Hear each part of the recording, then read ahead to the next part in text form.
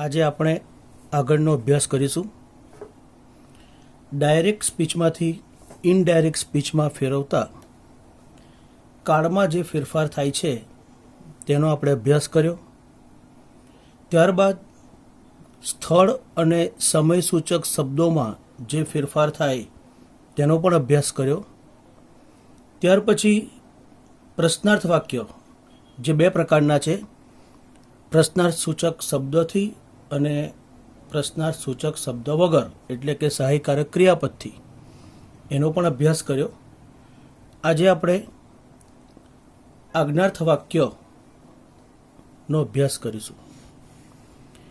આજ્ઞાર્થ વાક્ય આપેલું હોય તો ઇનડાયરેક્ટ સ્પીચમાં શું ફેરફાર થાય તે આપણે સમજીએ. સૌથી પહેલાં તો વાક્ય આજ્ઞાર્થ છે એ ખબર કેવી રીતે પડે? વિધાન વાક્યમાં પાછળ પૂર્ણ વિરામ હોય, પ્રશ્નાર્થ વાક્યમાં પાછળ પ્રશ્નાર્થ ચિહ્ન હોય, પરંતુ આજ્ઞાર્થ વાક્યની ઓળખ થાય કેવી રીતે? તો આજ્ઞાર્થ વાક્યની શરૂઆત ક્રિયાપદથી અથવા પ્લીઝથી થાય. વાક્યની શરૂઆત એટલે અવતરણ ચિહ્નમાં જે વાક્ય છે તે એ વાક્યની શરૂઆત ક્રિયાપદથી થાય અથવા પહેલાં પ્લીઝ આવે અને પછી ક્રિયાપદ આવે. તો આ એની નિશાની છે, ઓળખ છે. ફરીથી આજ્ઞાર્થ વાક્યની શરૂઆત ક્રિયાપદથી અથવા પ્લીઝથી થાય. તો વાક્યની ઓળખ તો મેળવી. હવે આજ્ઞાર્થ વાક્યમાં સંયોજક કયું આવે? સંયોજક દરેક પ્રકારના વાક્યમાં જે અલગ અલગ આવે છે. વિધાન વાક્યમાં આપણે ડેટ મૂક્યું હતું. પ્રશ્નાર્થ વાક્યમાં બે પ્રકારના પ્રશ્નાર્થ વાક્ય. પ્રશ્નાર્થ સૂચક શબ્દવાળું જો વાક્ય હોય તો એ શબ્દ પ્રશ્નાર્થ સૂચક શબ્દ WH વાળો એ પોતે આવે, અને WH સિવાયનું પ્રશ્નાર્થ વાક્ય હોય તો સંયોજક તરીકે ઇફ આવે. એવી રીતે આજ્ઞાર્થ વાક્યમાં સંયોજક તરીકે TO2 વપરાય છે. આજ્ઞાર્થ વાક્યમાં સંયોજક 2 આવે. હવે જે વિધાન વાક્યમાં અને પ્રશ્નાર્થ વાક્યમાં વાત કરી કે વાક્યમાં જે કાળ આપ્યો હોય એ કાળમાં ફેરફાર થાય છે.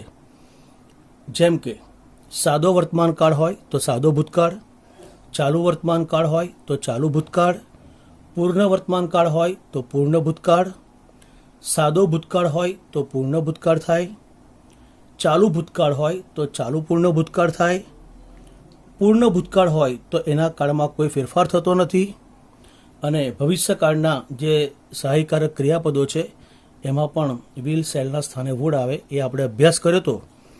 પરંતુ આજ્ઞાર્થ વાક્યના કાળમાં ફેરફાર થતો નથી, એટલે કે આજ્ઞાર્થ વાક્યમાં કાળ બદલાતો નથી.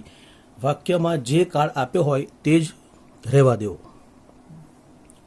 હવે બે નામની વચ્ચેનો શબ્દ એટલે કે સે ટુની જગ્યાએ લખાતો શબ્દ. વિધાન વાક્યમાં આપણે ટોલ્ડ લખીએ છીએ, અને પ્રશ્નના જવાબમાં જો હોય વિધાન વાક્ય તો રિપ્લાઇડ લખાય. એક વાક્યમાં બે વાક્ય હોય તો એડેડ ટુ પણ શબ્દ લખાય છે. પ્રશ્નાર્થ વાક્યની વાત કરીએ તો બંને પ્રકારના પ્રશ્નાર્થ વાક્યમાં સે ટુના સ્થાને આસ્કડ લખાય છે, અને આજ્ઞાર્થ વાક્યની વાત કરીએ તો આજ્ઞાર્થ વાક્યમાં સે ટુને બદલે અલગ અલગ શબ્દો વાક્યના ભાવ પ્રમાણે લખાય છે. એટલે કે આજ્ઞાર્થ વાક્યમાં અલગ અલગ ભાવ હોય છે વાક્યમાં, તો વાક્યનો ભાવ જોઈને સે ટુના સ્થાને એ શબ્દ લખાય છે. જે આપણે સમજીએ, વિનંતીનો ભાવ હોય તો સે ટુના સ્થાને રિક્વેસ્ટેડ લખું. જો વાક્યમાં સલાહ આપવી એવો ભાવ હોય તો એડવાઇઝડ. સૂચનનો ભાવ હોય તો સજેસ્ટેડ. કોઈ સૂચના આપી છે એવો ભાવ હોય તો ઇન્સ્ટ્રક્ટેડ. હુકમનો ભાવ, હુકમ કર્યો હોય એટલે કે અનિવાર્ય ફરજનો ભાવ હોય તો ઓર્ડર. ઓર્ડર અથવા કમાન્ડેડ બેમાંથી એક લખી શકાય. તો આવા શબ્દો સે ટુના સ્થાને વપરાય છે. ફરીથી વિનંતી હોય તો રિક્વેસ્ટેડ, સલાહ એડવાઇસ, સૂચન સજેસ્ટેડ, સૂચના ઇન્સ્ટ્રક્ટેડ, હુકમ તો ઓર્ડર. તો વાક્યના ભાવ પ્રમાણે સે ટુના સ્થાને આ શબ્દ લખાય છે. બીજી વાત કે આજ્ઞાર્થ વાક્યમાં ડાયરેક્ટ સ્પીચમાંથી ઇનડાયરેક્ટ સ્પીચમાં ફેરવતા પ્લીઝ શબ્દ નીકળી જાય છે. આપણે ઉદાહરણ દ્વારા સમજીએ. The master said to the servant. માલિકે નોકરને કીધું ગેટ આઉટ. તો એનું ઇનડાયરેક્ટ સ્પીચમાં ફેરવીએ. ધ માસ્ટર, હવે સે ટુના સ્થાને માલિક નોકરને ઓર્ડર કરે છે, ગેટ આઉટ કહે છે, તો ઓર્ડર્ડ. ધ સર્વન્ટ, અવતરણ ચિહ્ન કાઢીને સંયોજક તરીકે ટુ. ગેટ આઉટમાં કોઈ કાળ બદલાતો નથી આજ્ઞાર્થ વાક્યમાં, એટલે ગેટ આઉટ. આ એનું ઇનડાયરેક્ટ સ્પીચ થયું. બીજું એક વાક્ય જોઈએ. આઈ સેડ ટુ હિમ, મેં તેને કીધું. Please give me your book, મહેરબાની કરીને તારી ચોપડી મને આપ. ઇનડાયરેક્ટ સ્પીચમાં ફેરવીએ. આઈ સે ટુના સ્થાને શબ્દ લખવાનો છે. વાક્યમાં પ્લીઝ આવ્યું. પ્લીઝ હંમેશા વિનંતી માટે વપરાય, એટલે રિક્વેસ્ટેડ. હિમ, અવતરણ ચિહ્ન કાઢીને સંયોજક ટુ. આપણે વાત કરીએ મુજબ જવાબમાં પ્લીઝ શબ્દ નીકળી જાય છે. કાળ બદલાતો નથી, એટલે ગીવનું ગીવ. ગીવ એટલે આપવું ક્રિયાપદ છે. ગીવનું ગીવ. મને જ આપવાની વાત કરે છે, એટલે સર્વનામ પણ મીનું મી. પણ તારું પુસ્તક, યોર બુક, તો આપણે કહેવાનું છે તેનું પુસ્તક, યોરનું હિઝ બુક. તો આ બે ઉદાહરણ સમજ્યા. પણ આજ્ઞાર્થ વાક્યમાં બીજી એક વાત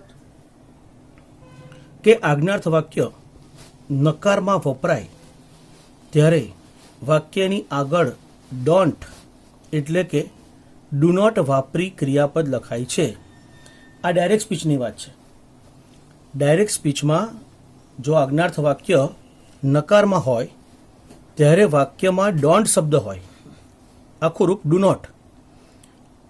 તો આપણે વાત કરી કે આજ્ઞાર્થ વાક્યની ઓળખ કે વાક્યની શરૂઆત ક્રિયાપદ અથવા પ્લીઝથી થાય.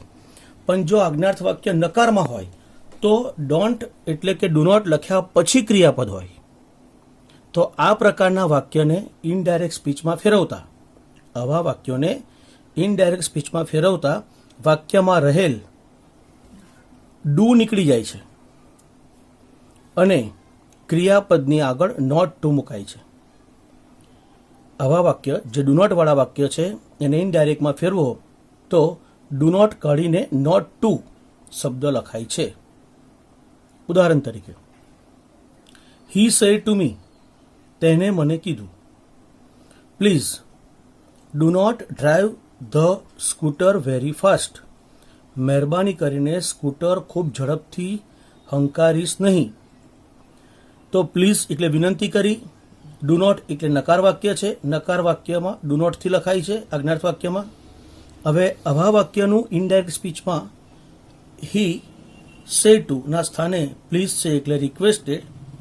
મી, અવતરણ ચિહ્ન નીકળી જાય. હવે આજ્ઞાર્થ વાક્યમાં સંયોજક ટુ આવે પણ ડુ નોટ વાળું વાક્ય છે એટલે નોટ ટુ. પ્લીઝ નીકળી જાય. ડુ નોટના સ્થાને નોટ ટુ. કાળ બદલાતો નથી એટલે ડ્રાઈવનું drive. The scooter very fast. તો આ આજ્ઞાર્થ વાક્ય આપણે શીખ્યા.